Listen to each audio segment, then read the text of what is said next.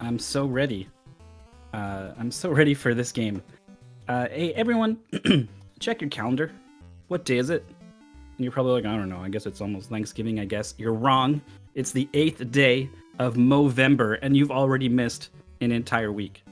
Now, most of you are probably thinking mustaches, but unless you're efficiently trimming it to an even short length, then I don't care, because this year, Movember is all about mowing. This is Lawnmower.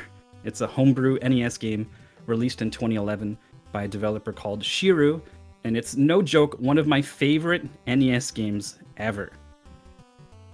It was first introduced to the speedrun community in 2014 when it was featured in a top 8 match in Mystery Tournament 4. Razielem defeated Jorf in 22 minutes and 58 seconds in a historic blind race in which the simple gameplay and deceptively high difficulty captured the hearts and minds of the entire blind speedrun community. To this day, Lawnmower has become a tradition in Mystery Tournament, spawning homebrew and freeware spin-offs, some developed by community members themselves.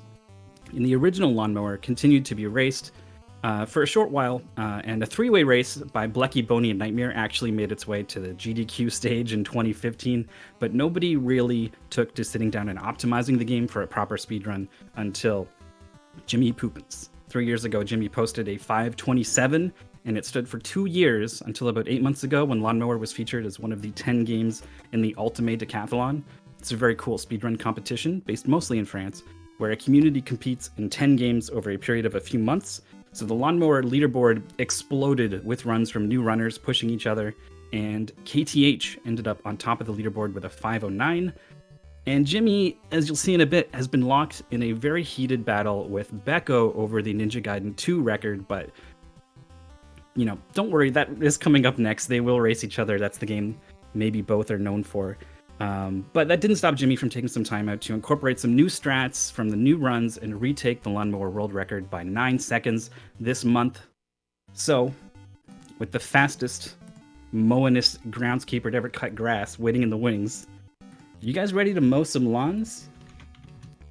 I'm going to give Jimmy the cue here. He's going to start and we're going to get going. Let's do this. All right. So we're up. As I said before, this game is really simple. You mow all the grass. You don't run out of fuel. Your fuel constantly drains, and your mower can slow down, but it cannot stop. Fuel cans respawn on set intervals in a random empty space, so you want to take routes that cycle back around to likely fuel spawn locations while trying to visit some of the further out of the way places. The first level is really simple, as you just saw. The next level introduces these flowers. Mowing one will take away about a sixth of your fuel, but will thankfully remove the flower permanently. If you mow a rock, it don't go nowhere, and you lose like a third of your fuel. If you're lucky, you can survive mowing a rock, but 2 is almost surely a fuel out. Here are the rocks now on level 3. Aside from that, all you can do is control direction with the D-pad and hold the A button to go faster, which Jimmy is basically holding down the entire run. The reason that this game hooks people, oh my god, he managed to save that there. Improvisation is so important in this game. The reason why people just latch onto this game the way that Jimmy and I and a bunch of other people have is because it looks so simple on the surface, but it's actually so difficult, and the reason is the controls. This mower seems to have a mind of its own. The frame windows you have to turn this thing at the fastest speed, it's something like 6 frames, right? So it's manageable, but it's small. And speedrunners are able to hit 1 and 2 frame tricks with kind of surprising consistency, but think about how many times you need to turn this lawnmower, right? If there's like 300 turns over the course of a run, even if your success rate's like 99%, it's going to go down to about 5% to complete a flawless run of this game. And that doesn't account for the increased difficulty of having to do really quick, rapid turns. So far, this has been a great run from Jimmy, no fuel outs, getting a little bit off track and having to adjust at the last second, but has done a fantastic job of that, which is honestly the hardest thing to do in Lawnmower. So what I'm getting at is that even the best players like Jimmy are going to make a mistake like this. And the recovery from it's a harrowing slalom down the grassy slopes of panic straight to hell. It's if you watch people play this game, you will see players just suddenly dart out into the most bizarre squirrely path across 5 flowers. That was a rock there for Jimmy. He's still going to mow that little bit of grass before going for the fuel can. Very aggressive, but it was a little bit inaccurate. So now I don't think he's going to be able to finish the lawn here. You do have to make decisions like this on the fly constantly. Am I going to be able to mow all of this grass right now, or do I need to go back and get a fuel can spawn? He's being very careful not to fuel out, but no fuel out on lawn 6, probably the hardest lawn.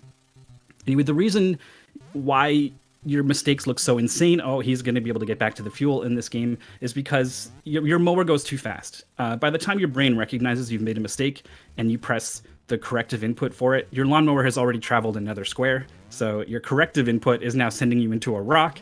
You need to correct again. The cycle continues, and now you're probably dead. At any point in this run, your white-knuckled grip on this runaway beast can slip and send you veering off the edge of the knife you've been dancing on this whole time. It is probably the most tense competitive experience I've had in speedrunning, is having to race this game. We've got lawn 8 here. There are only 10 lawns in the game, so it's nice and short and sweet. And this is a totally weird route that Jimmy is on here. I think he recently came up with a new route here, and I'm not sure if this is it or if he's had to correct after a mistake or something. But you can see the inefficiency of having to go all the way back to the... Oh, he's not going to be able to finish with that much fuel. He barely gets back to the fuel can spawn. You notice it spawned on the left there. It can spawn in any of these empty tiles, but the RNG heavily favors the left side of the map. So all of the routes are constantly having to go over to the right side of the map earlier so that you can mow that out and have your left side fuel spawns be spawning next to grass, which is where you want to be, because you want to be constantly mowing. Look how close he cuts it on this opening route from lawn 9. He cuts back to the left side here, and oh, he's missed some grass. He's going to have to go back and get that. But like I said, the left side has been mowed early with this route, so he's vulnerable to some pretty bad fuel spawns at this point. He gets a brilliant one right there, and it's not going to be enough to finish the map, especially with that last grass left over. But another fortunate fuel spawn is going to be able to clean this up, I'm pretty sure. These rows of 3 flowers, it's just enough to kill you before you can get back to a fuel can spawn. So that is why lawn 9 is deceptively difficult. We're on the final lawn, mowing around. We're going to see identical sides here, and he's going to take a path pretty much identical on both sides. It's going to mow out most of the tricky spots here, and is going to leave some stuff in the middle.